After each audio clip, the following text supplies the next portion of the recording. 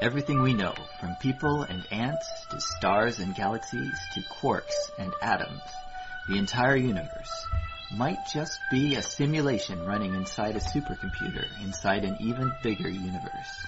Ancient philosophers said that the universe is a dream that we're waiting to wake up from. In this dream world of the imagination, anything is possible. All cultural items, from the dreams of our rodent-like ancestors, to books, to television shows, are merely permutations of the reality we think we live in. Today's age of computers and video games places simulations at the center of our cultural consciousness. A select group of us perform simulations for fun and profit, and we call them games, role-playing and otherwise. We live to run simulations. Join us on the Simulationist podcast as we explore our culture of simulations. Hello and welcome to yet another episode of the Simulationist podcast. Today is January the 29th, 2013, or... Yeah, it's still the 13th. Yeah, that's right. No, you're extra working it. You're going to start saying the 14th. 2014. Yeah. And let's see, this is Josh Trelevin. And this is Ryan Kirkby. And we are your hosts, and this is our 21st episode. And I'd like to talk about cheating on this episode. We talked about Natural 20 for the last episode, so I figure episode 21 is when you should cheat, when you have to roll a Natural 21 to succeed. Okay. But first, I have an illumination. I know I've left it, an aside. Illuminations, okay. I've left it aside for a while. I'll let you decide the conspiracy theory as to why I haven't brought it up in the last couple podcasts. Yeah, well, can we also remind our listeners the idea behind your illuminations?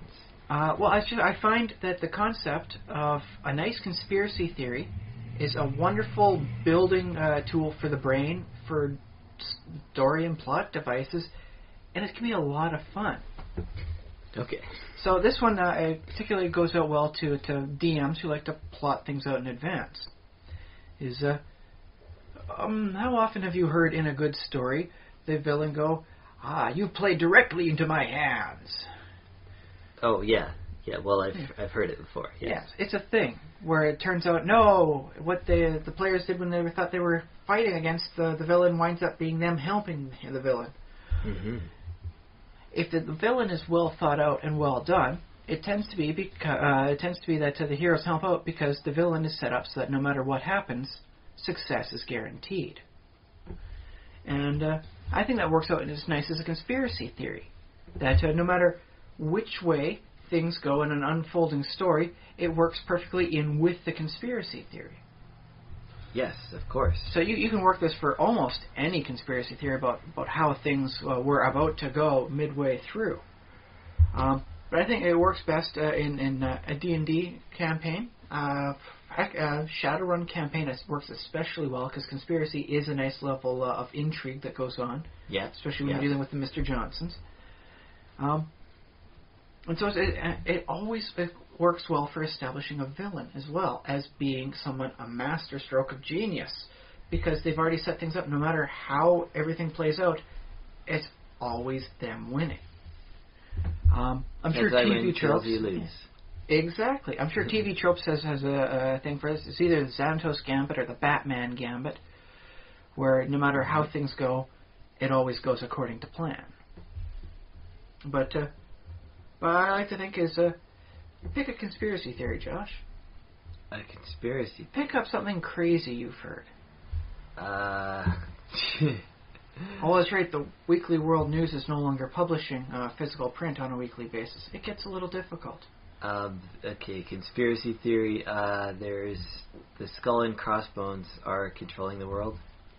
Okay. Skull and Bones? The Skull and Bones Society. It could be sort of thing that, yes, there's a Skull and Bones Society, and how they play things out. Let's work for an instance sort of thing. They can make it happen so that there's two organizations they don't particularly like. Set them against each other. Have the players sort of thing come in. In this sort of case, the Skull and Bones Society is a gaming society, conspiracy thing within the context of a game, because officially they don't exist, and nor do we endorse their existence. So I thought they did exist. not as such like a whole, I'm controlling things. Oh, okay. Yeah. Not in that context. They do not exist. Wait, what? They don't exist as a conspiratorial group of people. They're just like a fraternity of I think, people. yeah, it's a real fraternity, but... Yes. They exist as, like a fraternity. They don't exist as a control the world organization. The conspiracy part of it is about how effective they are. What they do. Yeah. But yeah, you take the two organizations that they don't like, set them against each other. What happens? One side goes down against the other. Who really wins? Well, it's not the organization that fought and won. It would be, in this case, the Skull and Bones Society, because they're down one more competitor. Yeah. And this applies to countries. This applies to colonialism. Remember that was the divide and conquer was the tactic for so many colonial empires? Oh, yes, indeed. I actually remember an incident of Canada during the American Civil War. Not many people know this sort of thing unless they actually paid attention in their history classes and were likely Canadian. But Canada supplied weapons to both the North and the South. Gee. We were backing both sides. Oh, I feel dirty. It made us a decent amount of money. It made the government some cash, so there's something to be said about that. Wait, in which war again? The American Civil War. Okay, the Civil War. Yeah. Not the Yankees war. versus rebels. Yeah, because in the War of Independence, we were on one of the sides. Mm-hmm. Yeah. So in the War of 1812, we were on one of the sides again. We were on the side that burnt the White House to the ground. Yes, yeah.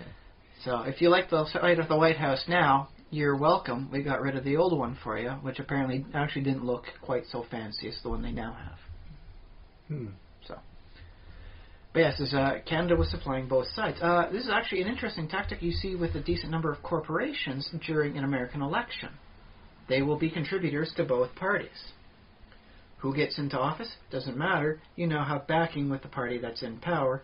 You can use, your influence from your money to make things go your way. Oh, wow, yeah, that's a good point. That's barely even a good conspiracy. No, it's one of those weird open conspiracies that you just have to pay attention to the money lists, which I guess means being something of an accountant. And that's a wonderful conspiracy theory about playing both sides and making sure that you win. In this case, we'll say, we'll call them evil iron. Because they're part of like the American iron industry, but they're evil because, it's a conspiracy group. Okay, so you're not saying the iron industry. If there's an iron industry, anyways, you're not saying they're evil. It's not like Detroit Steel or anything like that. And we'll call it the evil iron industry because they're a conspiracy group. That's why they're evil. Okay. They back both parties so that no matter which one comes into power, they can say stuff like raise the tariffs on non-American metal and all that, so that their mines in America producing the iron and all that's needed becomes much more favorable, that much more profitable. Which in turn actually allows them to have more money to spend on the next election for supporting it into a wonderful positive feedback loop. I like how you're saying it's such a good thing. Okay, yeah. Well, for them, sort of thing. But yeah, that's my illumination. Is think of something in a situation whereby no matter how the outcome goes, you win. Oh, okay, so this was all sorry, that was a long preamble. That was all a preamble up to just some nice examples of your thought for this week. Your conspiracy thought is find a corporation or a thing, find a group of people whereby no matter what happens, they come out positive, or at least ahead. So that was it. We did it. We did your illuminated thought. Unless you have one, yeah. No. I mean, you could ostensibly take any group story from the news and try and work it. It might be best not to take something, for you and I, to take something directly from the news right now, because saying it out loud could potentially earn us a lot of angry emails that we don't want to have to try and reply to, saying, no, this was just an example. We do not actually believe. Oh, well, I don't care about... I'd rather get angry emails than no emails. Fair enough. Okay. I'll grant that. Okay, so we can work with, the political unrest in Egypt.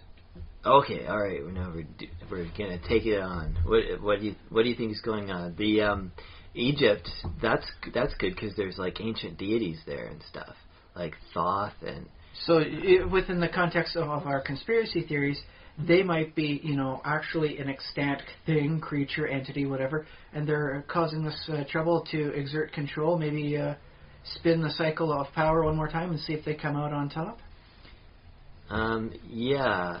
Which, I mean, it's weird because paganism definitely doesn't seem to work nowadays in in Egypt, because everything is Islamic, and even like basically Christians or other sects of Muslims seem not to be thriving particularly in the climate there. Well, I will say this: right now they're having a huge problem with anarchist people. Just it doesn't matter what side they're on; they're just out to cause trouble. Okay. So who's the force behind these people? Maybe in this case it is a deity trying to return to prominence. Start out with a chaotic person just trying to cause any sort of change. They're yours by proxy. Maybe they come to power, maybe they don't. Doesn't matter. You've destabilized any of the enemy factions by having your neutral third crazy party in there. So, let me ask you this: do you All think that the dark powers? I say dark, but We'll use it in that is my context, question. Yeah. The dark powers of the underworld of Egypt, or basically deities or whatever, do you think that they're kind of good guys or bad guys? Well, historically, within the mythological context, there was nothing bad about almost all of them. There was the crocodile-headed Sobek and the giant snake Apep that were seen as definitely evil, but they still had their very good purposeful function within the divine hierarchy. But wasn't like Set evil? Or no? Or Set was a dick, on... really, but he still fulfilled his purpose within there. He did his role. Okay. Which is an interesting thing. I mean, you can think about that as something akin to... we'll start with the Matrix. Okay, yeah, Matrix. Originally it was thought that you have this Matrix sort of thing, and then you can go out of it. And you go off to the secret human city, and you foment rebellion there.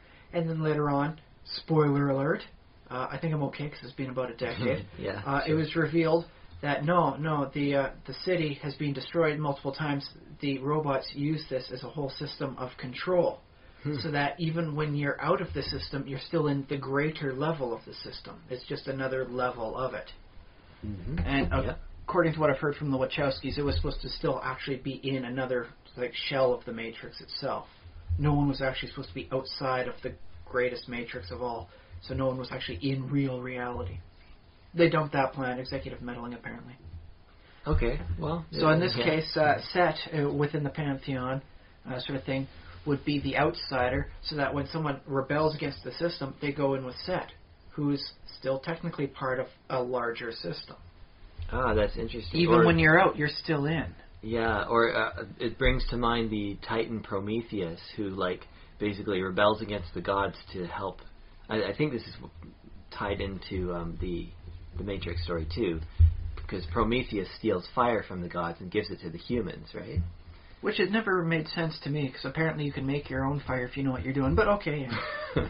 I think it was a symbolic thing, fire being that essential spark that makes you great. But yes. Yeah. We'll just work it on the basic level. He steals fire. Yeah. Where was it going? And then he winds up getting lashed down to a rock, and vultures peck out his liver, and someone eats his eyes every day. But he's never dying. He keeps coming back. But his sort of thing could be seen as a thing like the gods ostensibly should have had better protection over fire. But, oh no, security lapse somehow leaks out. And then, oh hey, humanity gets fire, and now they can do all sorts of wonderful things. Yeah. I think you could see a lot more connections between Prometheus and the stealing of fire with, say, the WikiLeaks scandal. Oh yeah. Perhaps there was someone on the inside, who made sure Bradley Manning could steal the information away and send it out to the masses. Yeah, or maybe that person was Bradley Manning. I'm thinking there's probably someone higher above that made sure he was able to get out, or get the information and get out before anybody started going after him, so that by the time they caught up to him, it was too late. The information's already out there. Yeah, you might be right. Because really, information works nicely as an allegory for fire, and vice versa. Yeah. Well, once it's out there and spread, it's very hard to stop. that's the other thing. I mean, yes, it's easy enough to make fire if you know what you're doing, Yeah. but that's the thing. You need the instructions. Like, if you were just basically an ape or whatever, and you don't know how to make fire, it'll take thousands of years of evolution and trial and error before somebody figures out, oh, that's how you do it. To be fair, you don't really need to be an ape to do that. I'm certain a decent amount of urbanized people would have a very hard time creating fire with just, unrefined instruments. Oh, I thought you were going a different way. I was like, do you think a crow could make fire? Oh, that's an interesting thing to try and study. I know they can make simple tools, and there are some simple tools that can help you make fire. Because I imagine a crow could pick up a piece of flint and bash it against something, but... That's a scary thought, because crows are able and crows and ravens are able to share information very well amongst each other. So if one of them was to learn it, you could rapidly have this whole fire-causing corvid experience throughout the, I guess, first the region, then like the entire continent. Oh my God, that could be devastating and hilarious in retrospect. Well, yeah. That might make a good movie or book or whatever. The crows learn how to make fire. There we go. There's the plot hook for the sequel to The Birds. The Birds 2, The Fire Starting. The Inflaming. Yes. Yeah, I remembered something about there was birds in Britain, in England, I think, and in one area they were stealing the caps off of something. I would think it was milk or stealing something, and they were figuring out how to do it. And birds in other areas didn't know this, but then gradually the technology, I guess that's technically that's what it is, right? The technology spread to birds like further and further north. Oh, well, it's because birds are highly visual creatures. You can tell by the size of their eye compared to the size of their brain that they're very visual. Yeah. There's a reason why we have bird-brained and eyes like an eagle or a hawk, sort of thing. And so if they see another bird do an action, they're very good at imitating it. Most of the songbirds are actually good for doing that with sound, too, so never underestimate birds. Yes. So there's our tangent, and there's a movie idea and our illumination all in one wonderful stream of consciousness. Good. Okay, so we have a sort of a discussion topic to talk about. Yes, cheating. Cheating. Oh, yes, because, of course, episode 21. Then when you need a natural 21 to succeed. Yeah. Yes. Well, I think it works nice in a context of gaming sense, and then I think we can also expand it out to some other formats, too. Novels and music, as some nice examples. Okay, cheating happens. Sometimes a person rolls low, they add an extra +2 modifier to their thing, and all of a sudden they hit. Mm-hmm. Oh, how fortuitous of that to have happened. I rolled an 8 and still managed to hit because I got a +2 modifier this round I'm not mentioning, sort of thing. Yeah, or maybe they just add the same modifier twice or something. Yes, that's right. Yes, I double applied my strength checks, Yeah. So it happens. Sometimes accidentally, sometimes on purpose. Just quickly, how bad of a transgression is it, do you think, to actually cheat during a game of D&D? Let's see, okay. Or any sort of gaming situation. Well, I think it's not as bad. It's a very different character in D&D because you're not supposed to have an incentive to cheat in D&D. Like, the idea is you're supposed to be at the table trying to tell a story. Like, that's kind of... Damn it, you want the story to go this way. Yeah, you're telling a story in D&D, but there's also... You don't want to tell the story of Fumbles I Hit Nobody, the fighter. Well, I've known many players who are perfectly content to be Fumbles McNo-Hit, and they will have a wonderful time. Fair enough. But I don't know how bad. Like, it's never been a major problem for me. I've never had anybody in a game like... Maybe not that you know of. Yeah, that I know of, right? But it's never been like, oh, gee, that guy's hitting a lot. Like, what's going on there? He seems to be making every single one of his saves. How odd. How odd that this sort of thing happens in the Cavern of 10,000 Spiders. Yeah. He's making all his fortitude saves. But if you, like... I remember I also paid like a small amount of attention. I like to have the dice out on the table where everybody can see. Like Sometimes the layout of the room isn't necessarily conductive to that sort of thing, but yeah. Yeah, well, yeah, and my preferred, I guess, setting for playing a game would be having an actual physical table. That's just my kind of personal preference, because then you can have miniatures on it and whatever. Sometimes you have 2 or 3 milk crates and a coffee table. But yeah, if that's what you have to make do with, that's fine. Yeah. So cheating isn't necessarily a big thing for you. It's not a horrible sin sort of thing of gaming. No, I wouldn't kick somebody out of a group for cheating. I wouldn't do any of that. But the other thing about like rolling on the table too is I want to say like it's nice to kind of to keep everything above board and just not accusing players of cheating necessarily, but just so that there isn't an opportunity to. You know what I mean? And I think that kind of protects the players too, because like if somebody were to accuse them, it'd be like, well, no, because I rolled on the table and here's all my stats and here's what they add up to and here's the bonuses I had. So you can retrace the way a player got to a result. So in that, so you can minimize cheating in that way. How about non-rolling forms of cheating? Something like the player never, decreases the amount of gold no matter how often they stay in, or get extra rip-roaring drunk.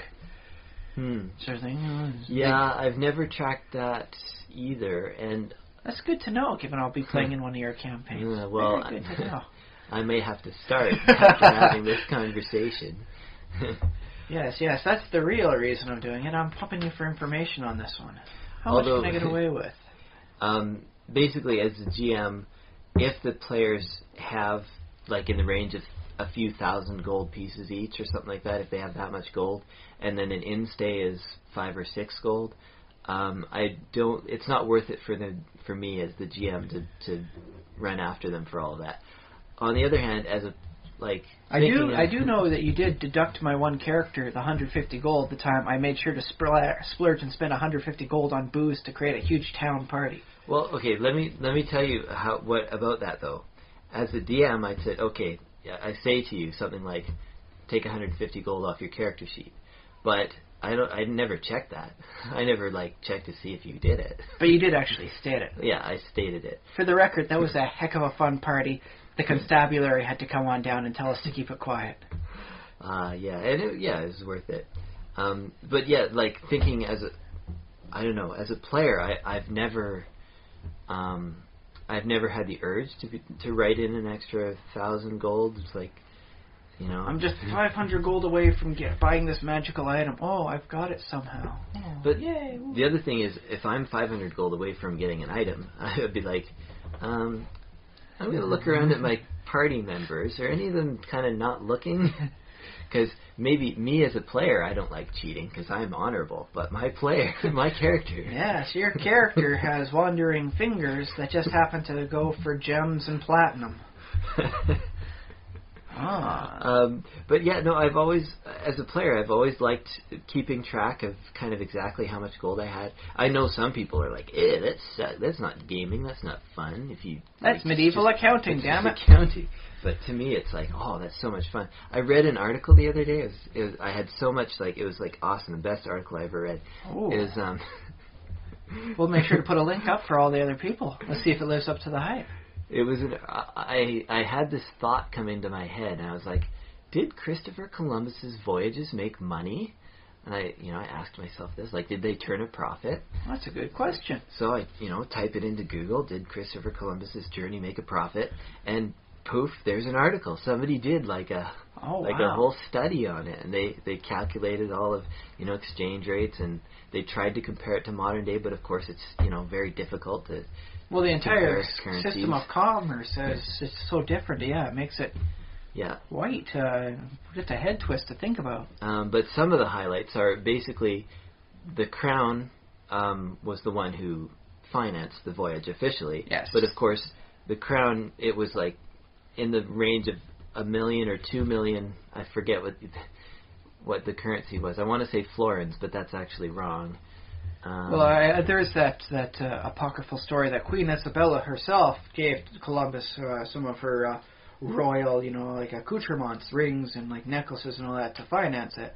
Okay. It's complete bunk, but it's something everyone says. If she believed that much in it, she was willing to give him her jewelry. Well, it may have a little bit of accounting reality to it, as in, not that she would have directly given it to Christopher Columbus, but the crown didn't they were rich, of course, but they didn't necessarily have all of that in cash readily available. They weren't rolling around in it, no. So the actual funds, the actual like physical coins, or I think they would have used coins or something to that effect, had to be borrowed from different government departments, not necessarily just the crown. It wasn't just sitting around in the back, not in a treasure chest or vault like everyone keeps imagining how royalty back then lived. And in like some kingdoms at some points in history would have rather large vaults full of money, but oftentimes they wouldn't. It would just be that they had borrowed money, or they would have it for a little while and they'd be like, oh, this is great, but it's kind of useless having a room just full of gold that's not in circulation. Unless you really want to impress somebody that's easily impressed that way. You're better off investing in the arts sort of thing, then you get prestige from it. And yeah, you can buy prestige. Yeah, you can invest in the arts, or invest in, an explorer going and exploring, or invest in somebody who's going on a crusade, or any number of... Although I do believe historically crusades, after the first one, were not really good at making returns. Well, my point is on the investment side, not on the return side. And that's because, a lot of things in the middle, they didn't really understand kind of business science and like how to get a good return. So a lot of ventures back then were like really dumb and stupid, especially like, colonization, like so many... Well, they were on the backs of the belief, not on the actual, I'm going to make X amount of dollars per year after 5 years on this. Yeah, it didn't seem to work. And so many of the colonies, like, that got started in the New World, right? I mean, even Christopher Columbus is, like, half his men died or something like that. It's like, crazy. Scurvy and weird other little things that wind up getting them. So they may have used the crown, like certain crown jewels or jewelry, as collateral in the accounting. Like they wouldn't have taken them off or anything. Still wearing it. It's just hey, if you don't come back with some money, I'm going to be upset, and then I'm going to have to do something to make sure I keep my crown and all that. Yeah, and all that. So they may have borrowed against that. So that's possible, because they did go around, like, it wasn't just all the kings and queens' money, even though, No, there's always multiple backers or things. But when you got the king and queen, history remembers the king and queen. Yeah, exactly. And that's because, the document, basically at the top and bottom of the document, that's whose name is, the buck stops here kind of deal. Queen Isabella doth say, go out and find out what you got out there. Yeah. In better terms than what I've said. Did it actually wind up making money, or was it just considered like an exploratory investment? If you don't count things like, if you don't count the possession of the island as having taken place, like the island of, what's the one that he landed on first is Hispaniola, I think. Yes. If you don't count that island as like, you don't monetize that island until later voyages were able to like really do something with it. Basically, that was the only valuable thing that came back. Like they had a few like maybe trinkets, but they weren't worth really any money. He didn't make a profit unless you amortize like basically the discovery into like America. The information he came back with, allowing them to prioritize what they wanted to do, and then later on they take over a significant portion of the New World. Yeah, but it's actually hard to say, because this was also an age of exploration. If not him, would have been someone else. It may have been, it may very well have been. And they said that obviously the Vikings had been to North America. Oh yeah, Vinland. That they also say that some Portuguese fishermen were basically fishing off of Newfoundland before that too. I think they would have come back with the tales of like the Great Banks, because back then you had a hard time navigating them because there were so many fish there. Yeah, but they didn't. Sorry for the nasty thought to anyone over there right now, looking at how blank and empty and defeated the whole place is. Sorry for the bad thought. It's still those Europeans too. Yeah. But yet, they say that they might not have come back with tails because they might have been like, oh, that's a trade secret. Like, we don't want to tell anybody else how to get all these fish because, we want a monopoly on it. Still, that sort of thing winds up sneaking out through the tavern sort of thing. Yep. There were so many fish, we had a hard time sailing. They were blocking the route. And those of you who are actually in Canada will probably remember the TV commercial about that. About, oh no, the whole thing is so slow, what's going on? It's fish. It can't be fish. And then they look down and, oh, there's so many fish. And they say, hey, remember Canada's history. And then the whole Grand Banks thing collapsed like 2 years after that came out. Like, really collapsed and just completely. I won't even use decimated because that implies 1/10 where it destroyed. This was like semi-mated. There was like half of it gone. Just horrible. Mm-hmm. So. Yeah. What got me on that tangent? Let's see, it's based on. Let's see, how did you get here? The topic is cheating, and with money, yes, ways to get money. Ways to get money. Oh, right, yeah, writing things down on your character sheet and doing medieval accounting. Yeah. Which, the only point I was trying to make was that I think accounting is kind of cool because of that. I think you can have a lot of fun with it if you're okay with that sort of thing.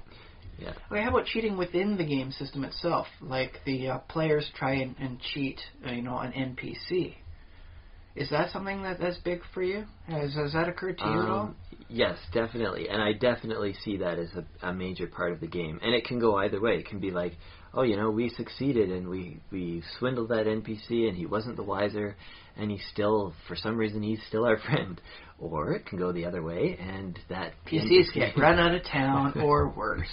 Yeah, exactly. Or they can lose some fingers. So just because the PCs are supposed to be heroic, you don't see any penalty for them being unnoble swindlers. It's just a thing should they decide to pursue such options. I guess, if they did it once, I probably wouldn't even give them a tick on their alignment. I probably would say, okay, that's a one-time thing. Unless they're chaotic neutral, in which case maybe reinforcing their alignment.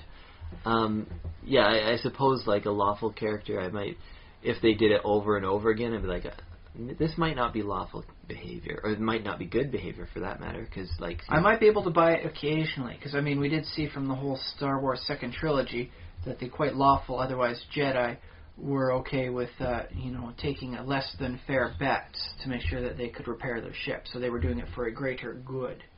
Oh yeah. So, it was with the pod races. That was Qui-Gon Jinn, though, right? Yes.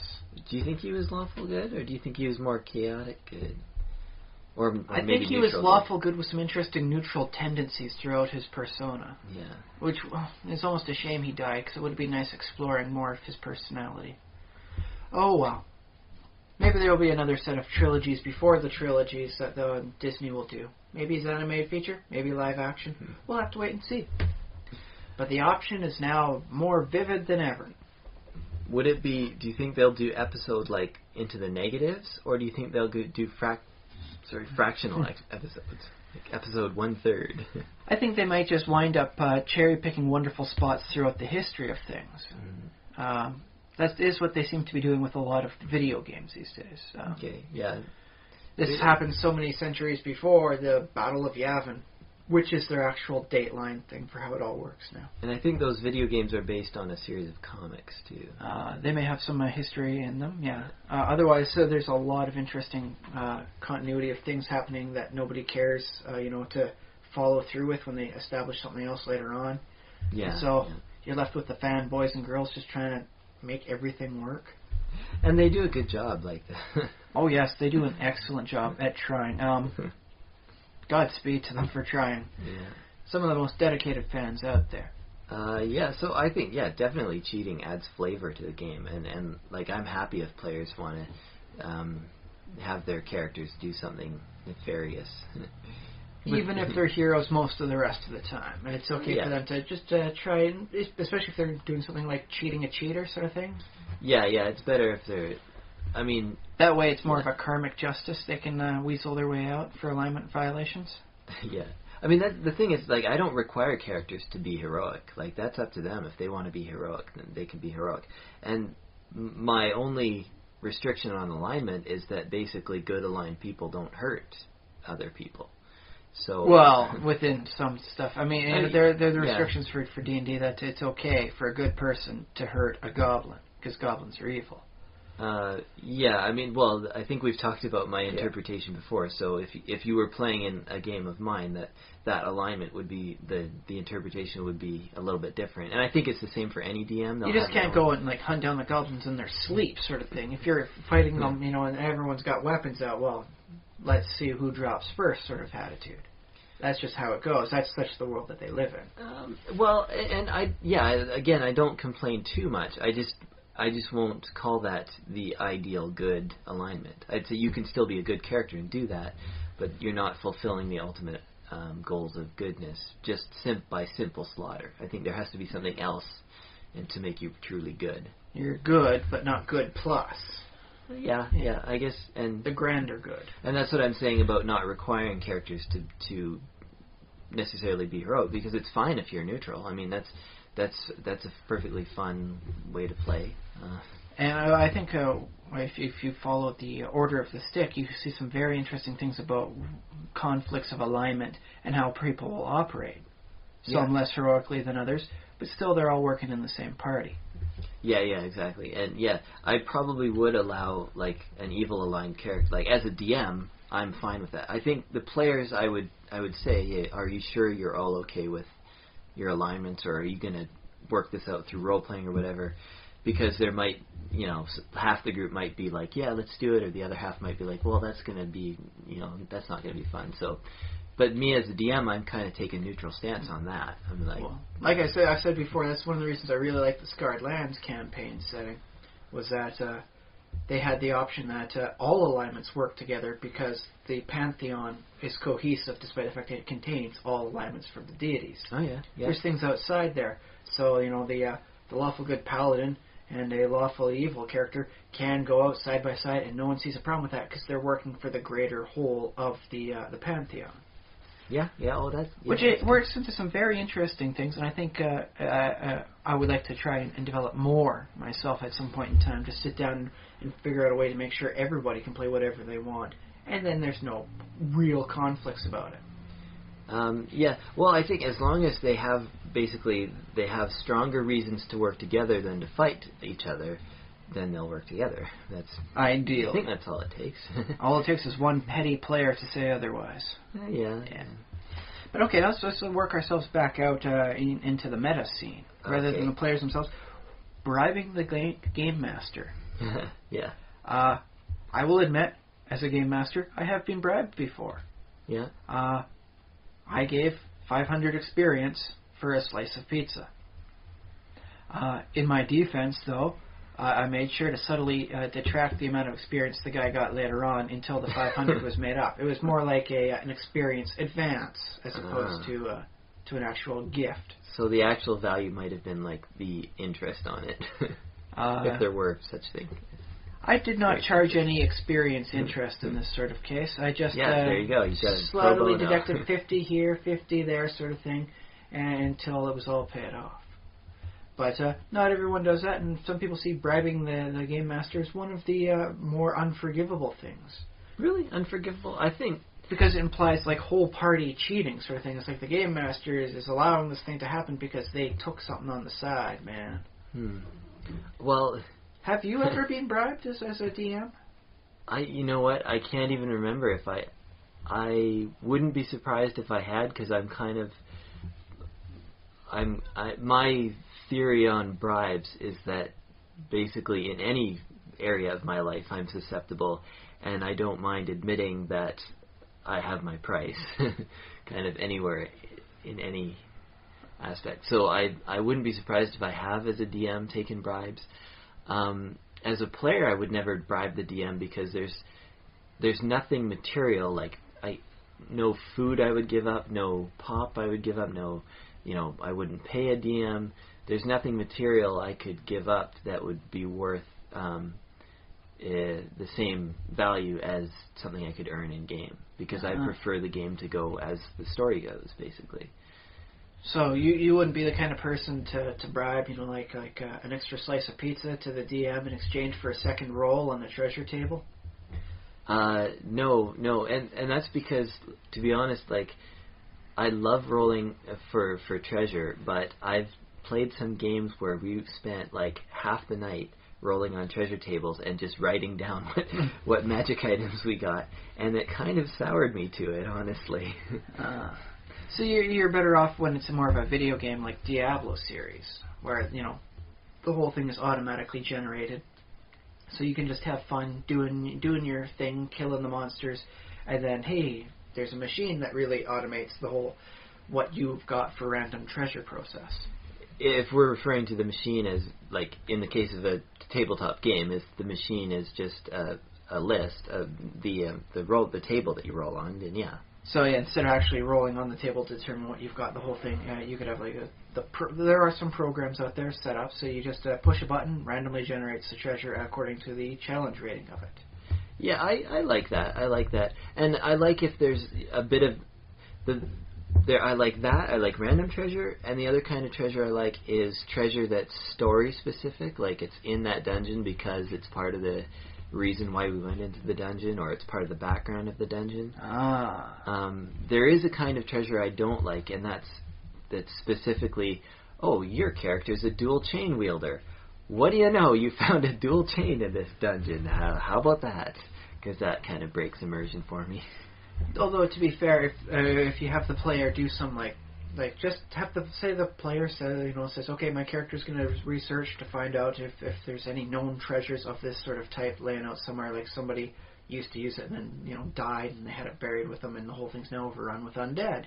Yeah. And then the DM says, oh, okay, yes, after a week of fruitless searching, you come across this mention in a book, and that's okay then. Oh yeah, because definitely it changes like that. it from happenstance that you just happen to have this very odd random weapon here. It turns it into a fixed point sort of thing. I guess is maybe a nice term for it, for treasure. Fixed treasure. Sure, yeah, fixed treasure is good. Yeah, story treasure maybe, or yeah. In the Tomb of the Undead Wizard, fixed treasure would be something like a spell book and some mage specific items, whereas random treasure is just rolled off if it happens to be wizard's favorable. So it is. Yeah, it's like, the wizard is a human wizard, and for some reason you find, like, dark leaf armor, like elven dark leaf armor in there. You're like, what? Why? Although, I mean, a good DM can come up with a story for that. Well, it belonged to his cohort, the elven fighter wizard who passed away, and the guy kept it because that was all that remained after the horrible explosion. So then all he has to do is just put it on, put the armor on some sort of a nice wooden mannequin sort of thing with the proper face carved in there, and it turns into a terracotta type thing. Oh, that's cool. Yeah, which is, I think it sort of applies as random treasure, because at least with random treasure it can be like, oh, that's really random, that's weird, and you can say, oh, well, you can make up a story, and that random element becomes part of the game and part of the story and all that. I've had some fun doing that with the random stuff in a room tables they have in the 3rd edition Dungeon Master's Guide. Oh, yeah? Yes, there's just blood stains in one room, and the players were all freaked out, and it's like, why is there blood stains in this room? And then it's like, this is not a major thing, it's just like a background thing. There's blood stains in this room because I rolled a 56 on the table. Yeah. And then I just had them roll some sort of knowledge checks or thing, I think the druid passed, so I said, no, this is just where they bring in their kills, man. This is like animal blood. This is where they, carve off the, the flesh, bone, and skin all in proper piece, and, not having to worry about flies or scavengers. And they went, oh, okay, yeah, these guys are really smart now. Yeah. So sometimes it works out, and I honestly, as a DM, and as a player, think it's nice when you're creating the dungeon to sit back, roll the random things, and then work it all together as a nice weave of how things are going, what's happening here and there. Yeah. Yeah. It produces a much more immersive dungeon. Oh, definitely. It's like, oh, these guys actually live here. This is their skinning room. It's like, oh, okay, yeah. We go find some tanning stuff in another room, and I put that in, yeah. So I just, yes, right, put stuff for tanning hides somewhere. And then all of a sudden it went from just another dungeon to, this is where they are living. Oh my. Yeah. That I really like that. I just eat that stuff up when I see it in a dungeon or when I read about it in a book or whatever. It's like, it's cohesive. It all fits together. It has a sense nice. of flow and purpose to it. Yeah. Okay. And then I guess, like, if you got something that was fortuitous, like if you were like, oh wow, I got the exact weapon that my character happens to also wear. I mean, that you can probably mitigate the bad taste by saying, like, by adding other details in the dungeon, saying, well, it's not just that. It's not just that there's spiked chains. There's also this, maybe another, like some armor and stuff that's not as good, but it apparently belonged to a spike chain wielder orc or something. So then, if it's like a dwarf who's using the weapon, he's got to say to himself, "Do I really want to use something that was made, famous and used so effectively by a damn dirty orc?" Oh yeah, that's good. Nice. Yeah. All right, so let's go outside of the D&D type thing. So if you don't find cheating be particularly punishable, anything nasty or nefarious within the tabletop realm, how about on video games? Ooh, there's a lot to be talking games. about for hacking, stuff like this. He's got a speed hack, or he's got these add-ons that allow him to determine when a rare spawn pops up in WoW. Well, I came up with a rule for myself. This is basically a single-player game. All right. I came up with a rule for myself that I am allowed to change the rules of the game, because I figured out how to, like, Minecraft is what I'm playing right now, but there are other games. But I figured out, you can go into the code, you can download certain programs that will let you edit them and whatever. So I'm allowed to change the rules. I'm allowed to change how the game works. But I'm not allowed to break those rules once I've made them, although I've broken one small rule, but I try not to. Okay, this is my ideal. So you put them in more, not as a solid rule, but more as a standard.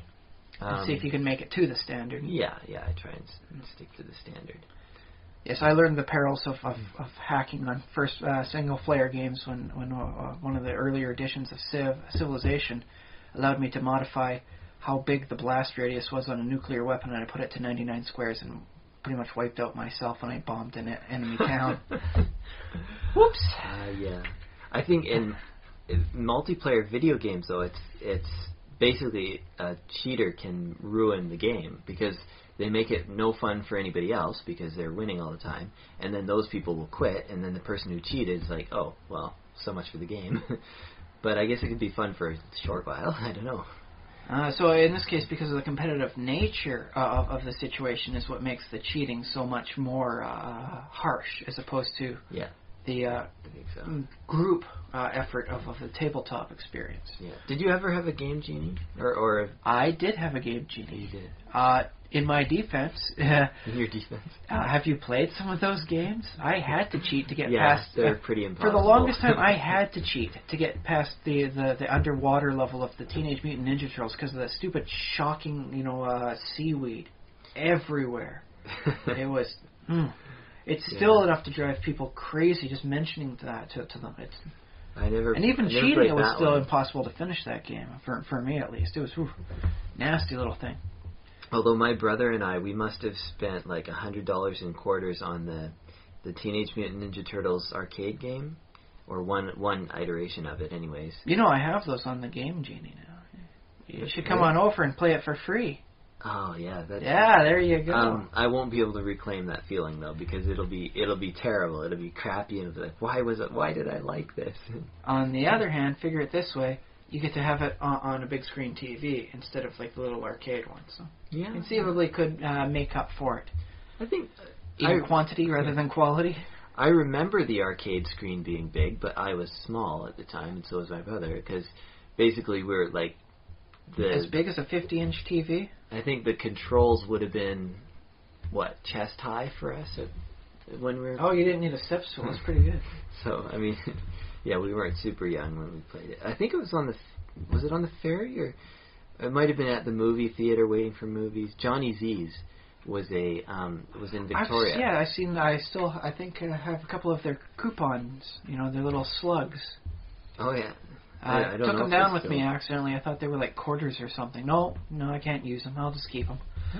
They might still be there in Victoria here. I don't think they are. I don't know if they are. I don't think so. Yeah. I can't recall where I put the coins anyways. Okay, yeah. C'est la vie. But, okay, so in that case, when it's more of a competitive every person against themselves as well as against the third party, the DM, or in this case, the game itself, that's what makes the cheating so much worse. Yeah, I just think it's more consequential. Yeah. Okay, so then I suppose we can work the standard itself out too. If your cheating is causing someone else to have less fun, that's what makes it a transgression as opposed to just whatever. Yeah, although it's different. Like in a video game, it can snowball and just get away from you. It can just be chaos. In a tabletop game, I'm a little bit more okay with it because I don't mind. There's a little bit of wiggle room with having your fellow players have less fun or cheat at their expense. There's a little bit of that because generally, you can feel the mood in the room. Like the DM can feel that, and if he notices that one player is having a bad time, and it's specifically because of something like he's being ineffective in combat or something like that, and he's just he hasn't rolled above a 5 all dang night. It's like, what is going on? Oh, sometimes some other player has switched his dice over or something. Bad dice karma. But basically, what the DM can kind of monitor the table and be like, okay, I can probably do something about this. Try and put him more into the spotlight, so they make his night to shine. Well, yeah, but I'm talking about the origin of the problem in this case is the fact that another player is cheating. Like maybe another player has overpowered their character and has all the magic items or something like that. So I'm not sure what the solution is. I could probably anti-magic zone. yeah, it could be something like that. That's the quick, he's one you can just slip into any campaign area. I suppose with a good group of players, it might be that they can role play it out and be like, hey, you have all the magic items. You mind sharing it with us a little bit or something like that? You mind sharing it with us, or do you want to wait until you go to sleep and then we'll redistribute? Yeah, exactly. And then we begin the rules about how long a person can stay awake. Which, not necessarily a bad thing. Could be a lot of entertaining fun. Although if that player is good at negotiating, they can say, hey, I'm the tank. I should be loaded up with all the magic items. I need this to survive, so you can survive as well. Exactly. Really, an investment in magic items for me helps us all benefit. So if you get something like that, and if that player had cheated, I don't care if that, because the end result of that seems to be fine. It seems to be fun for it's a good story. So yeah, I don't care if it came about because of cheating. And I suppose cheating for stuff like Game Genie too, for in the the stuff. You can also say, I just want to see what the story is like. I don't want to have to play for the difficulty. I just want to see what the story is, and then just go through it that way. Yeah, that's a good justification. I would caution, because a lot of what happens in video games is the experience is in the trial and trying, finally succeeding. And, on the other hand, I believe we are both of the age where we in our youth rented games. Go to a place, rent it for a few days, and then take it back.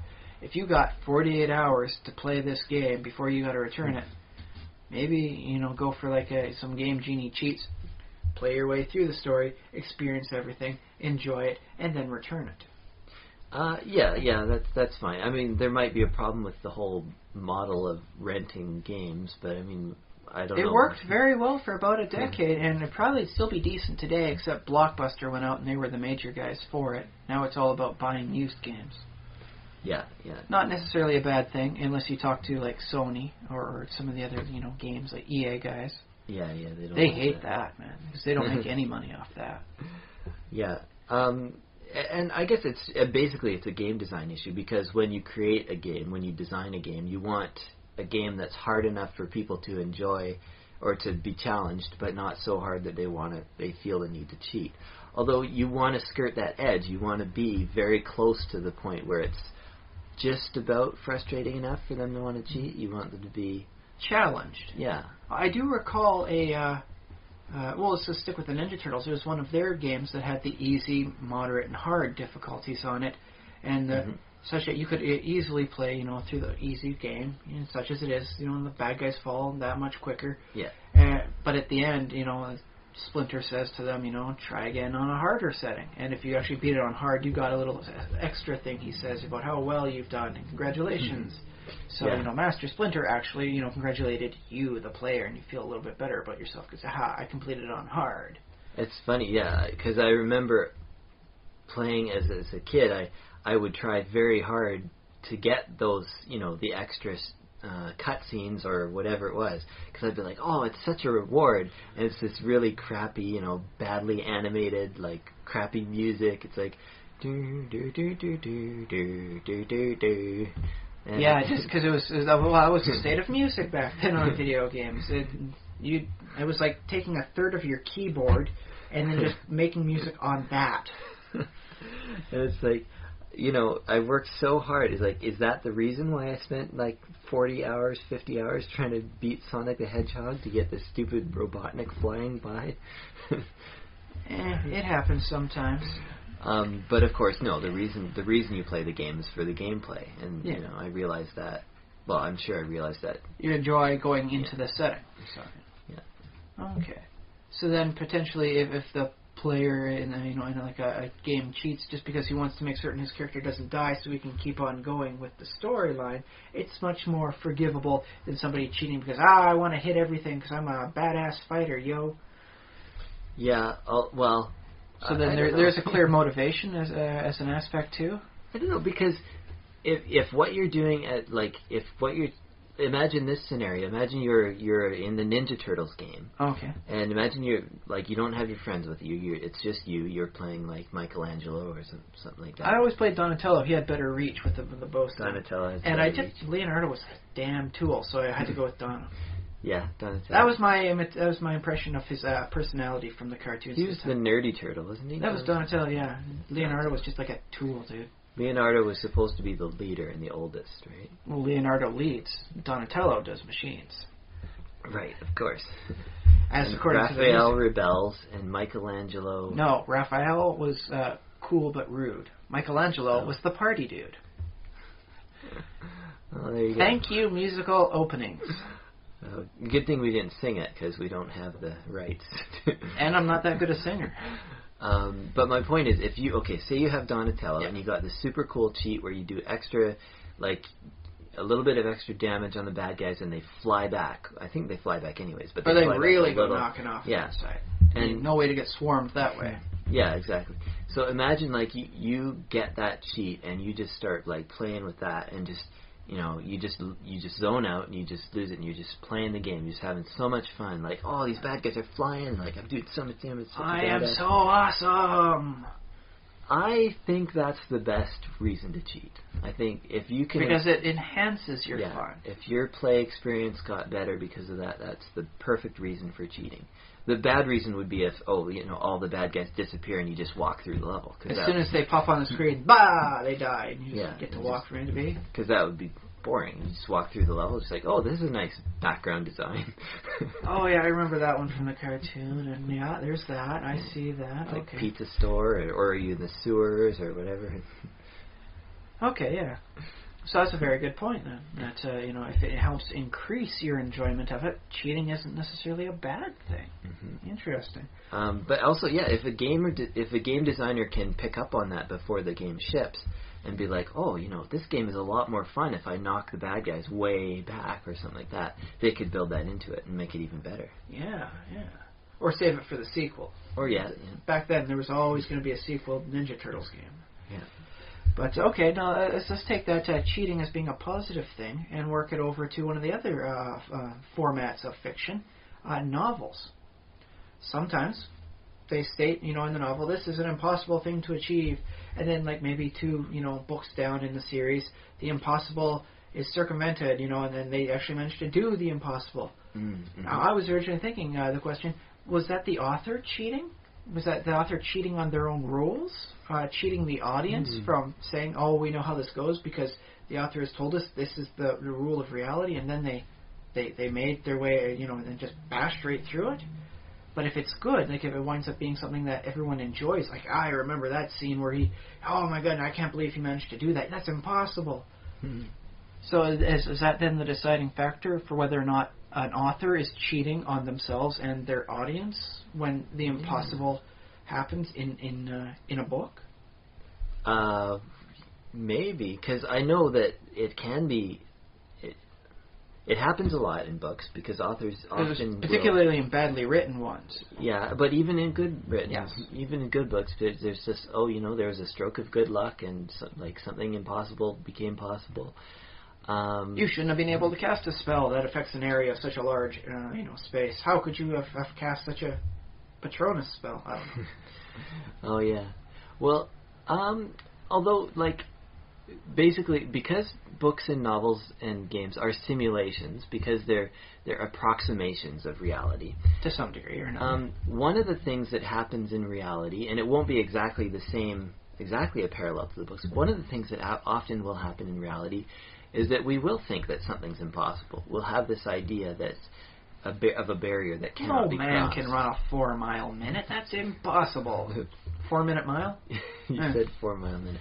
That might still be impossible, but yeah. Yeah, exactly. Since it was broken in 1956, it's happened a dozen more times with increasing frequency. I think it's quite common now. Yeah. So barriers that we think are impossible get broken quite frequently, and what happens? We're not able to predict which ones those are going to be. So when you're... What's a hard-coded impossible and what's just we don't know how to break it yet? So we're pretty sure the speed of light thing is probably going to stand for ever.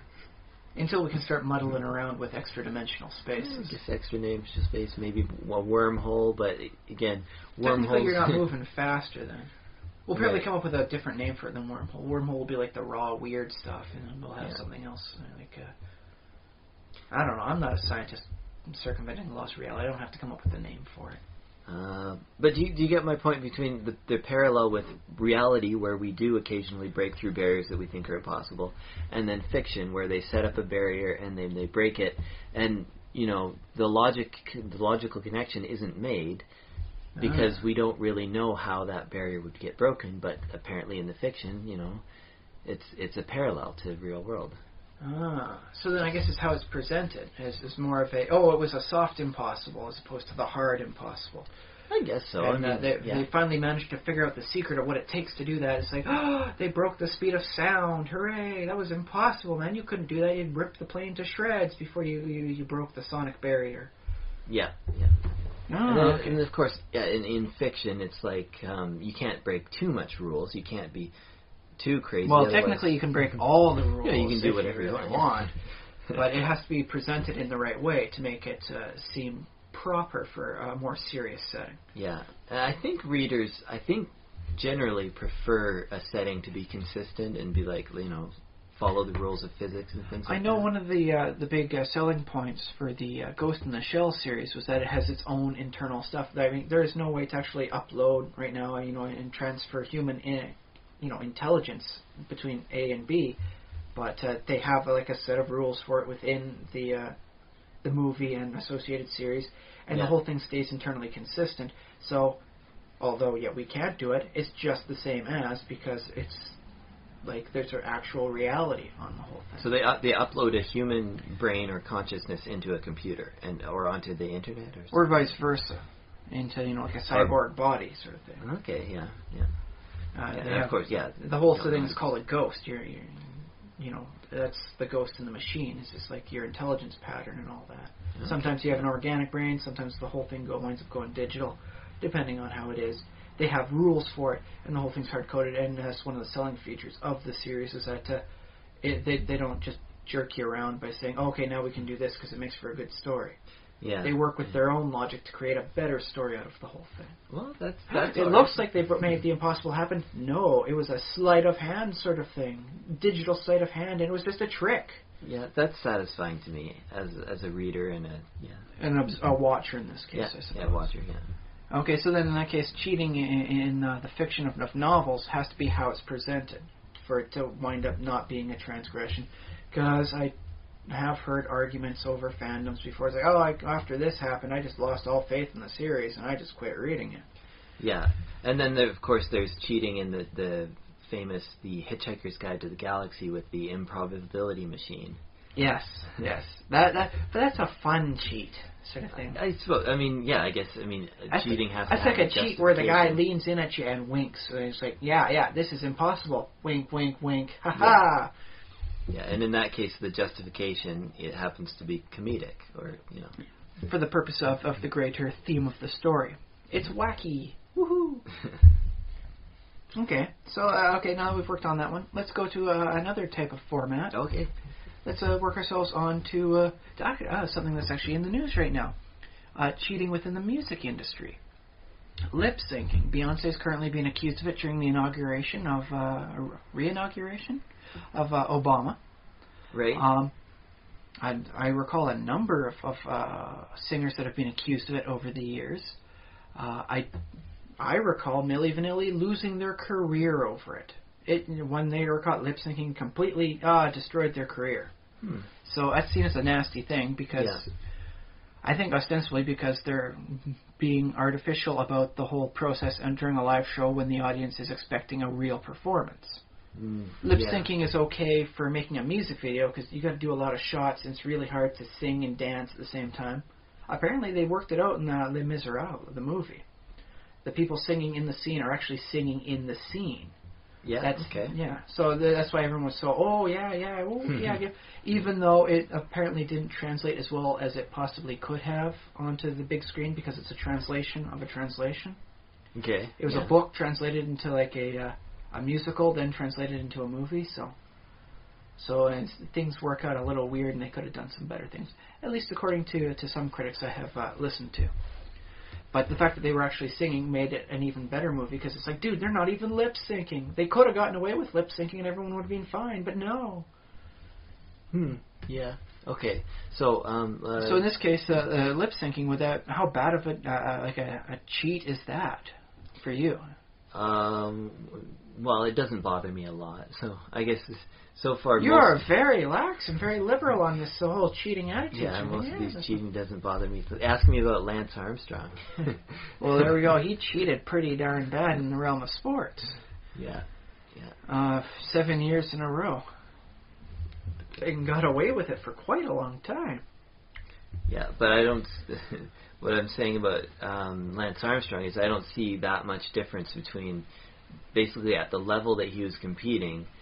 The drugs and stuff I see as almost like on a parallel level to the training because he's training very intensely on one hand and he's got this drug regimen on the other hand, and I don't know what else he does, but he does blood doping apparently was a thing. Okay, a few other things. Take the blood out, wait till your body replenishes it, then put it back in again, so you got super oxygenated blood. Wow. I mean, it sounds horrible. Actually, it sounds like possibly the best and easiest way to dope up with the minimal nasty side effects. Yeah. Possible chance of contracting jaundice, but whatever. Yeah. It seems to me like his whole performance was so carefully managed, including various drugs and things, this and that. That it's all one package. It's all, if you want to make a winning cyclist, this is what you got to do. You got to dope up. You got to take the shot, and you got to dope the blood. Yeah, because obviously he wasn't the only one. It's basically the whole. Apparently, the whole it was sport. not only number 1 who came in. It was numbers 2 through 10. The guy who came in 11th was the best non-cheater. Yeah. So as far as that level of competition goes, I'm fine with those guys. Like if they were doing their thing. But the problem comes when, you have the 50th guy and the 60th guy who don't have quite as much money and turn to something a little less reputable and have some doctors that might be shady and, hurt themselves. Because of substandard equipment in this case. Yeah. Seeing the drugs is just another tool to help you out. Yeah. And that's partly a legalization problem because drugs are illegal, they have to be shady. But it's partly just the fact that the high-end guys will get the high-end stuff, and then the mid-end guys will get mid-end stuff, and the low-end guys will get stuff that's a little more dangerous. And I just think well, there's the health effect to yourself there, so the illegalification of them is to ostensibly for your own good. Because, apparently shrunken testicles are not a wonderful thing to have. Yeah, but, remember our actually discussion last week about, like, Michael Jackson and Jackie Chan and people like that. They basically take a lot of personal risk because a lot of other people are kind of relying on them. Ah. And so I think Lance Armstrong kind of is in the same sort of place. That's an interesting concept. But it is expressly against the rules that everyone agreed to follow at this time. Yeah, and there's the whole issue of dishonesty, which I don't think. Yeah, obviously you can't be dishonest in it. And what about his persona of being the, I overcame cancer and I'm so clean and I'm so healthy and look at this, I'm so natural and great. Well, the thing is, I don't care too much about whether he's whether he's natural or not. But he did make a lot of money off of that image. He sold himself to the various sponsors as being the all clean, all natural. I overcame cancer and I'm the best cyclist in the world. Yeah, and I don't know if he was claiming to be like. What I don't know what we're talking about with natural. Like that's a fairly broad categorization to say he's natural. How about he portrayed himself as the best humanity can be? That he's overcome these obstacles. He doesn't take the body damaging steroids or this or that, and he's what everybody could achieve if they just had the will and the drive for it. Which is what I think, like Nike was backing on for when they were sponsoring him. Yeah. Because Nike doesn't want to be seen associated with, you can do this good too if you have $100,000 worth of, doping equipment for you. I don't know, but the thing, do people really believe that? Well, I mean, somebody apparently has to they do. That's a thing. That's like a reason for it. Somebody has to become Lance Armstrong, right? I guess. I mean. And then if you start going down that path, though, you eventually will encounter the drugs, and you will encounter that choice that you can make. And if you want to become Lance Armstrong, basically, you're going to have to do the artificial mandatory cheating. Yeah, which is a weird thought. But as far as this is the message that I would take. Like if we'd never discovered that Lance had done drugs or whatever. The message I would take from that image is that it's okay to be natural and you can live a healthy life without steroids or anything like that, because a regular person can get on a bike and ride. They just can't win the Tour de France. Not at the speed and the duration that someone like Lance Armstrong could. All natural, all American. Yeah, but I think realistically that's a place that for very few people to ever achieve. Is that kind of world-class competition. But do you think it helps inspire people knowing that they could, without the medicinal help, we'll call it, could become as good if they had the time and to develop the skills and, maybe the money to invest to do this as a full-time thing? Well, I can't say it wouldn't, I can't say it wouldn't inspire people, because obviously some people, I think, would have that thought and would be like, okay, I'm going to carry this through and believe that. It doesn't inspire me. I've never had aspirations for any kind of sport before, although my aspirations in sports were I am going to actually get the basketball in the basket. It doesn't matter how many times Michael Jordan is able to do it in a game. Doesn't matter how many times Shaq slams the hoop down. For me, it was just getting it there any which way possible, following the rules, and please don't, hurt anyone in the process. My aspiration, I played basketball. I was on my high school basketball team. Oh, congratulations. My aspiration was to actually get out on the court and not pee my pants. Wow, that's a nice start. Okay, so part one, get on the court, and then once I'm on the court, Part two, do not look like the fool in front of everyone. Holy crap, I'm on the court, and these guys are 10 feet tall. And why does the other team always look so much taller? I hated that. I don't know. I think maybe we were just a short bunch of people when I was growing up. I think there has to be a tall team. You just happen not to be it. We were the short team. I'm almost certain of it.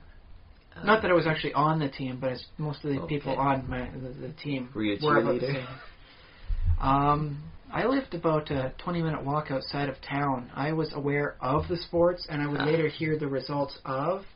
And while many of the teams, that my school was associated with did manage to go to and win the provincials, I had no connection to that aside from I went to classes with the people who won. In my defense, it was rather hard to make practice while with living so far out of town. Okay, yeah. Oh, yeah. It's a thing. It's my excuse for why I didn't. I'm pretty sure if I would lived closer, I would have found another excuse. That's a good enough excuse, probably. That's a good enough excuse. It covers me for now. You could probably just say basketball's stupid. Who would want to do that? No, basketball's a good sport. It's as good as any. It's a lot better in the winter than something like soccer. Because, you can play it indoors and don't have to worry about, changing it around to play indoors. So. Yeah. Did you ever play indoor soccer before? I did. That wound up hurting a lot of people. It hurt people, okay. Well, when you get the walls up sort of thing and you get so many young kids who don't really know everything they probably should know about kicking a ball, it usually hits something, rebounds off, and someone else gets cracked in the back of the head or somewhere else. And it happened. I played indoor soccer like in the proper size area.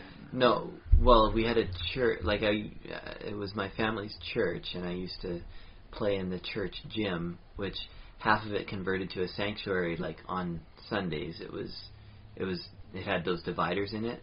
So it is an actual sanctuary. Well, or was that just like a religious term I'm not aware of? You know what? I don't think it's an actual, but that's what we called it. It could have, if in need be. For some reason, that's what we called it, the sanctuary. Maybe it's just a really nice name for the court. I think we might have been a cult, now that I think about it. No, that's a good name for if it's a religious court sort of thing. Calling it the sanctuary actually works out quite nice. It's like Madison Square Garden. Well, we're going to the sanctuary. Yeah. That's a nice name for it, even if it's just a poetic thing. Yeah.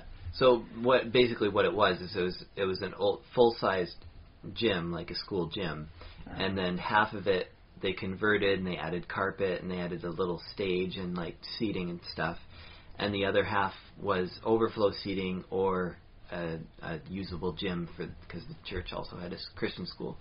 Oh, that sounds like quite a nice thing. Yeah, it was nice, and then that whole campus they tore down a couple years ago. Oh. It's over on Cary Road. No sanctuary for anyone anymore. Well, I'm sure they have another sanctuary somewhere else, but I don't go to that church anymore.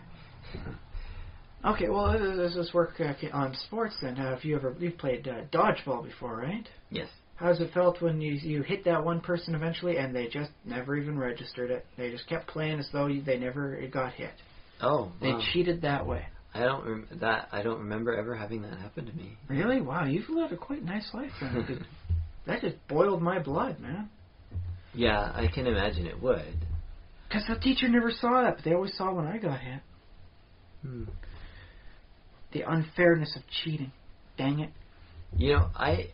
I might have, like, if that had happened, depending on the age I was at the time, because I would have gone through different phases. But if that had happened while I was in basically late elementary school, grade 5 or grade 6, I probably would have just simply kicked up a big fuss about it. Just, like, ran up to the teacher and be like, he got hit. Basically, it wouldn't be, like, mad or anything. It'd be saying the same thing over and over and over again until the teacher's like, fine. Because we actually had someone try something like that in my area where the teacher says, I didn't see it, have to keep going, play continues. Yeah, and what's the kid do? Gets angry. Yeah. Just plays until the anger winds up taking them out. Because when you're angry, you don't play so well, and you do stupid, reckless maneuvers, and you wind up getting hit. Yeah, I know what that's like. And the teacher sees them, because they were kicking up a fuss earlier, so keep an eye on that kid. Yeah. I don't know. It depends on the teacher, too, because some are really good at managing kids. They can just, it's weird, they can just say a word, and the kid's like, okay. They can be like, play continues. Like that, and the kid's just like, I guess so. But if you get certain, I think it's like kind of like... I think it might be a mixture of personalities. The kid's personality's got to meet well with the Yeah. teacher personality. Yeah, and if you get a certain kind of teacher, the kid can be like, basically roll over the teacher and tell the teacher what to do. It's happened from time to time. I've seen that, yes. This is what I'm imagining as the scenario. Alright. So in that case, what was your opinion on cheating on that sort of thing when it's schoolyard stuff where people are supposed to be following the rules, because this is when they're supposed to be learning to follow the rules? Yeah, well, I guess I have a well-developed sense of sportsmanship, because I feel like if I got hit in a game of dodgeball, well, that's part of the game, and, I go out to the... What happens when you get hit? You go to the outside. You go to the out, and then it cycles. It's supposed to cycle through. The oldest person off, when the other guy catches the ball, then goes in. So it's supposed to cycle through on it. Yeah. So you just get to play a different part of the game. And you never get to rest, take 5 for a couple minutes. For those out there who weren't in the peak physical condition sort of thing, weren't able to play dodgeball for a full 30 minutes at a time, because sometimes it got pretty heated. It was not necessarily a bad thing to get hit, so long as there were enough people on your side still playing. Dude, you got to sit down for a minute and just relax. Yeah, and catch your breath, start out fresh. That's sort of my attitude towards games in general, is that I take them as a series of events that you just, this happened and now I do this. This other thing happened, now I do that. It doesn't seem necessarily unjust. I mean, obviously I can complain about calling if I feel that was unjust, but other than that, I just, this happened, therefore, it's very cause and effect for me. Very, this follows that. Very enlightened, if I do say so myself. Maybe, yeah. Take it in stride, keep doing the best you can, go with it. Very nice. Yeah. Okay, so let's go back to music, though. Lip syncing, you don't see as being too bad. It's not a bad thing. Albeit maybe a little bad for the people who paid money to see the artist actually perform, as opposed to go through the routine, and just fake it. Well, I mean, at least there's still dancing and gyrating. I mean, that's always fun to watch, right? Unless you're in the nosebleeds, I suppose. I do know there are some people out there that like seeing the differences in their singing on stage as opposed to the recording. Some people actually, some artists actually make that their big thing. They don't play their songs in concert the same way they play them on the cassettes, on the CDs, on the MP3s. Because if you want to hear the song exactly that way, there's a music video for that, and it's free up on YouTube. Congratulations, go enjoy that. They add an extra something so that the people who are watching it see it and enjoy it as something unique to that. And you can't see that up on, the YouTube. You've got to see that in concert, and that's your bonus for going there. Well, that's definitely a good point, and there's no way to cheat around that. I mean, basically, you have to be authentic. If you're doing something different on stage than you do in your CDs, you're obviously putting in some kind of work, some kind of extra effort, and I don't know how you cheat around that unless you are doing lip syncing, but it's also another level. You pre-recorded the other style, and you don't switch it up and then hope nobody sees 2 of your performances. Otherwise, this is exactly the same, man. But I can believe it could happen. Yeah. All right. Well, how about auto-tuning? Yeah. Okay. It's a contentious thing. A lot of people say it's ruining it. It's allowing people who don't know how to sing into the industry, and they're playing all their subpar music. Other people saying it's just a tool, man. It just helps you out, and it allows you to fix up this little thing here and that there. What's your opinion on that? Is auto-tuning like a Game Genie cheat for going into the music industry? No, and I'll tell you why. I've seen people who can't sing edited with auto-tune. Like you can go look for it. Carl Sagan. I remember they had Carl Sagan do what was that Pulse song. And he winds up singing a wonderful song. He didn't intend to sing. Wasn't trying it. And I don't think he was ever pitch perfect, but he made for a nice song when you auto-tuned him. Well, and the thing is, sure, it's a nice song, but it's also, if somebody is really bad to begin with, auto-tune is not going to, it's going to help a little bit, but it's not going to make it, awesome. It's going to make it passable. Although I have seen one person who even auto-tune could not help. Yeah, and that's what I'm trying to get around, is that auto-tune does only get you so far, and You still have to have some thing to go with. It can only improve you so much. Yeah, exactly. And I love songs that are like obviously auto-tuned. I love the set, like when it goes like all it synthy skips a little bit, or it goes synthy, or something. I think that just sounds so cool. Okay, so it clearly has its place then. Yeah. But then should it be something that people are aware of? Like I recall at one point using a synthesizer, in addition to regular musical instruments, was seen as like, oh, he's using a synthesizer. That's horrible. How dare he? Mm-hmm. And it took a couple artists, making notes, saying, hey, yeah, we play with synthesizers. It's just because that's the only way we can create the notes. And suddenly it became a thing, and now it's everywhere. You can play a synthesizer for the whole darn thing. You don't need to know how to play an actual piano to make a piano-like sound.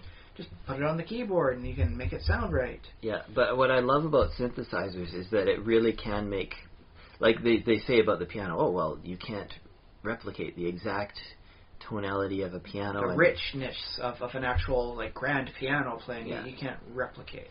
Yeah, so that's true, but on the synthesizer side, there's sounds that can make that the piano can't make. There's things, that's one of the reasons why they developed the synthesizers.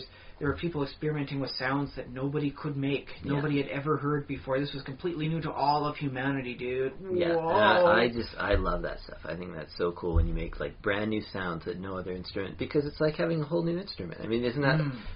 Don't you find that awesome when like there's a new instrument on a CD or something, and you're like, oh, that's an oud from like North Africa, and like I've never heard that before. Oh, that sounds really cool. I do know there are a lot of people who dig the theremin music. Theremin, very cool. Yeah. Yes. For those of you who don't know it, that'll be the one that makes that woo sound when things go all weird and freaky. It's completely electronic. You don't actually touch the instrument. It's just how your hand motions are in the magnetic field around it that determines the sound. It's quite awesome. Yeah, and for those of you who, well, of course, the only person who can see what Ryan is doing right now, or was doing, is me, and I will try and explain. He was holding his hand up in a maneuvering it as though somatic components were being used for a spell. Yeah. How your hand works in relation to the antenna. I don't know what the actual piece of it is. It creates a magnetic field in your hand because your magnetic field changes it, and that determines changes in pitch and vibration and all that sort of thing. Yeah. So it's actually, it looks kind of like, it's a mix between like a wizard casting a spell and like when you make a clay pot, how your hands seem to go. It's an interesting combination between the two to make theremin music. Yeah. Well, and anyways, there are many YouTube videos, of course. We encourage you to look at as many as you can, because it's honestly an instrument that still doesn't receive the praise I think it deserves. Yeah. Well, and there are so many wonderful instruments out there to just experiment with and have fun with. What were you asking about? So auto-tune can be considered like a Game Genie style cheat for getting in and playing the music industry game. Well, I just think like I wouldn't go so far as to say, you have to tell people if you're auto-tuning, because I think at this point you can just assume if nothing else is said, then an artist probably does use auto-tune, at least just to tweak those few We'll say notes. within the right genres, pop, top hit sort of thing, hip-hop, rap, what have you, especially electronica, it's modified. Paul Potts, the guy who wowed all of Britain with his amazing, singing talent, likely would not have any auto-tune, and it would likely be assumed that nothing like auto-tune is being used on his work because it's his voice, and that's the big thing that everyone's coming to hear. Yeah, and that's fair enough to assume. And I mean, I just don't think you should just 100% always assume, because it might turn out of you and me. Yeah. But the other thing is, like, if you really wanted to create authentic music and said like, we don't use auto-tune, we hate it, we never use it, you could put a label on your a little sticker on your albums, or a little tag on your MP3s. Like what they did back with the synthesizer. No synthesized instruments on this recording. If they did that? They did do it back when it was a contentious thing in the industry. Well, I think that'd be cool. I think like hipsters would be buying it. They'd be like, oh, cool. Like, I think people that are big into natural quality would be in it besides the hipsters, yeah. They'd be like, cool, nothing fake on here. But there's that way is one way to do it. The other way to do it is just to have bad notes and just include a little like here and there throughout your CD or your recording, just have mistakes and say, we made this mistake and, it might sound bad, but it sounds authentic that way. So. Sometimes it's not necessarily seen as a mistake, too. I recall several people talking about classical, scores and operas, and they're able to determine who sang it and what style, what version it is, based on who made the wrong note here and there. You and I won't be able to tell the difference. Well, I wouldn't. Yeah, I wouldn't. But those in the know, people that actually listen to each individual instrument in the whole thing, are able to determine, yes, it's got to be this one because I hear this note wrong and this guy played it wrong in that bit. So this is what they're using for the recording. So you can just play it like blank style for them, and they'll be able to tell you, yes, that's from this album and it was recorded here because they're big in the scene. So sometimes it's just like a fingerprint in that case. Yeah, I like how mistakes can be fingerprints. And like, can we use that in simulating the world in different genres? I wonder. Would be an interesting way to identify different ways of telling us, like bards apart. I know there's been some things here and there where you could apparently tell the difference between the person who actually knows the Elven language when they're saying the Elven poems or whatnot, as opposed to those who are just vocally mimicking. Okay. So, it's a nice thing for a background. Oh, yes, you can tell he actually knows Elvish. Because he made a certain mistake that only someone who knows. Because he didn't make this mistake that a lot of people assume would otherwise be a mistake, because that's how in the common language it gets used as.